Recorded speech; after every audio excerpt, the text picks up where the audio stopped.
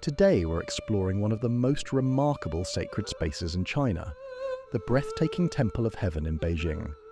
Just south of the old imperial city, this vast complex of temples, gardens and ceremonial altars was once one of the most important spiritual sites in the entire Chinese Empire.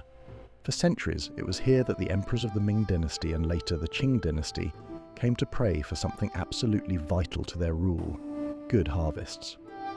Because in imperial China, the emperor was not just a political leader. He was believed to be the son of heaven. And if the harvest failed, many believed it meant heaven itself had withdrawn its favour.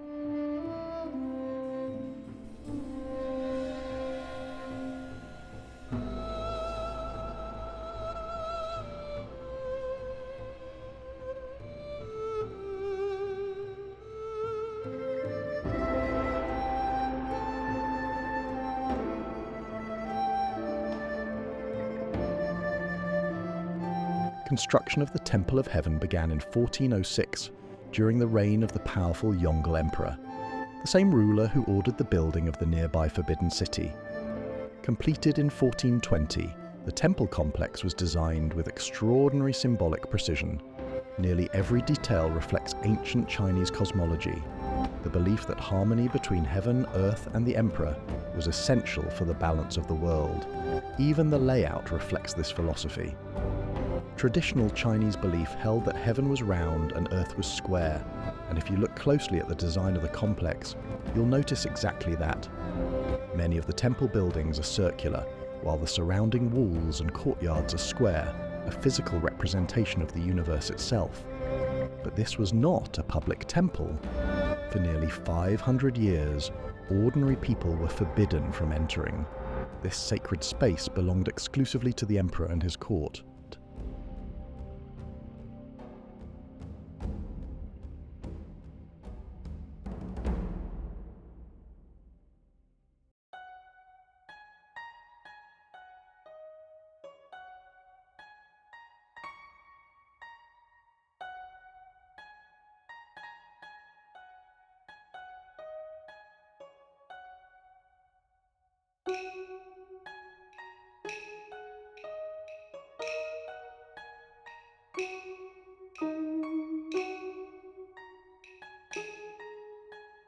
Each winter solstice, the emperor would leave the Forbidden City in a solemn procession and travel here to perform one of the most important ceremonies in the empire, the Heaven Worship Ceremony.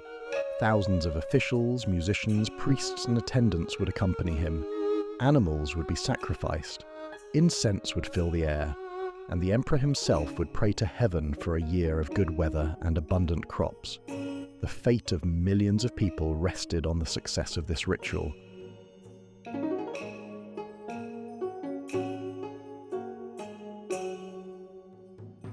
At the heart of the complex stands its most iconic structure, the magnificent Hall of Prayer for Good Harvests. This towering, triple-roofed building has become one of the most recognizable landmarks in China. Rising almost 40 meters into the sky, it was built entirely from wood, with no nails used in its construction. The circular hall stands on a three-tiered marble platform, symbolizing the connection between earth and heaven. Its brilliant blue roof tiles represent the sky itself. Inside, massive red pillars support the entire structure, and these pillars are not random. 4 central pillars represent the seasons, 12 surrounding pillars represent the months, and another 12 symbolize the traditional Chinese hours of the day. The entire building is effectively a cosmic calendar carved in wood.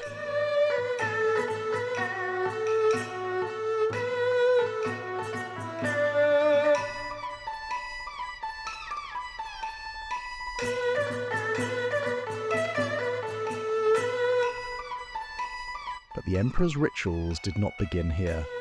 First, he would visit the Imperial Vault of Heaven, a smaller circular temple where ceremonial tablets representing the gods were kept. Surrounding this structure is something known as the Echo Wall. Because of its perfectly curved design and smooth surface, a whisper spoken at one side of the wall can travel along its length and be heard clearly many meters away. In ancient times, this unusual acoustic effect only added to the mystical atmosphere of the complex. To those witnessing the rituals, it must have felt as though the temple itself was alive.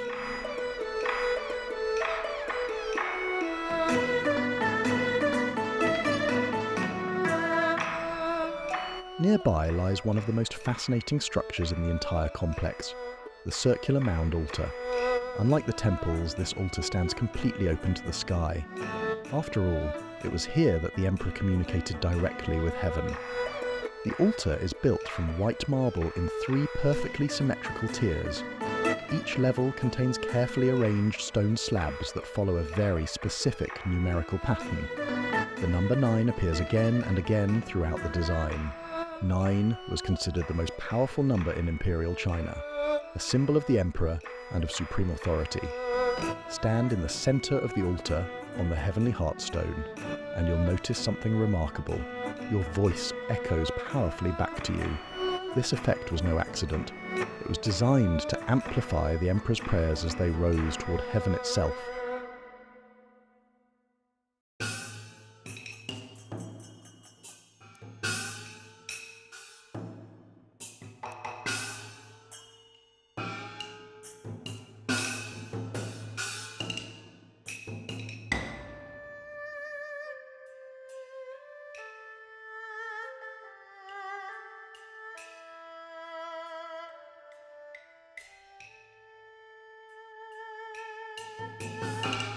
Despite its grandeur, the Temple of Heaven was also a place of immense pressure for the emperor. Because if crops failed, drought struck, or famine spread across the land, many would see it as proof that the emperor had lost the mandate of heaven, the divine right to rule granted by heaven itself. In Chinese political philosophy, the mandate of heaven was not permanent.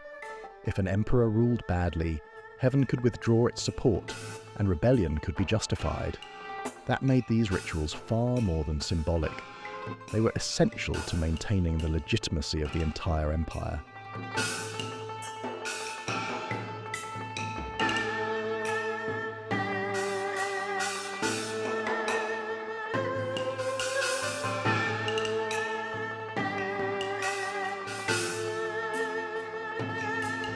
When the last imperial dynasty collapsed in 1911, the ancient ceremonies ended.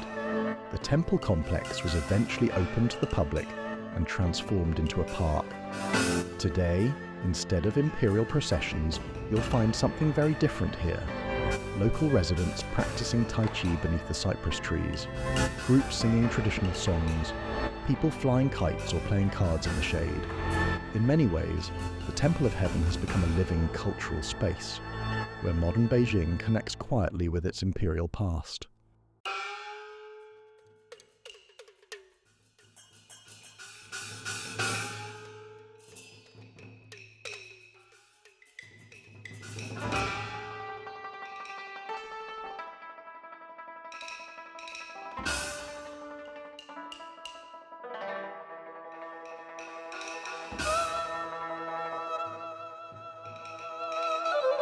In 1998, the Temple of Heaven was recognized as a UNESCO World Heritage Site, praised as a masterpiece of architecture and landscape design. And when you walk through these peaceful gardens today, it's remarkable to imagine the immense ceremonies that once took place here. The music, the incense, the solemn prayers of an emperor asking heaven to bless the land.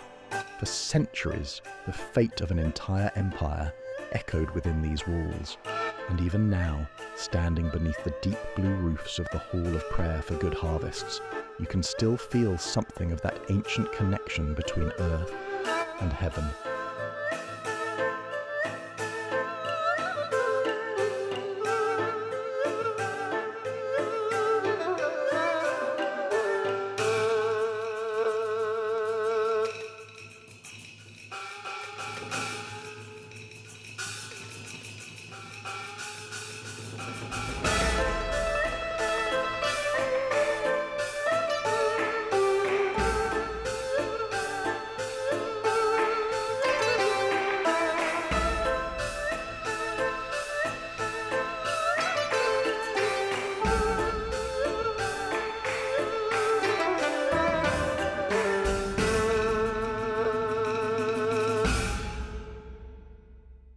Thanks for joining me on this tour of the Temple of Heaven in Beijing.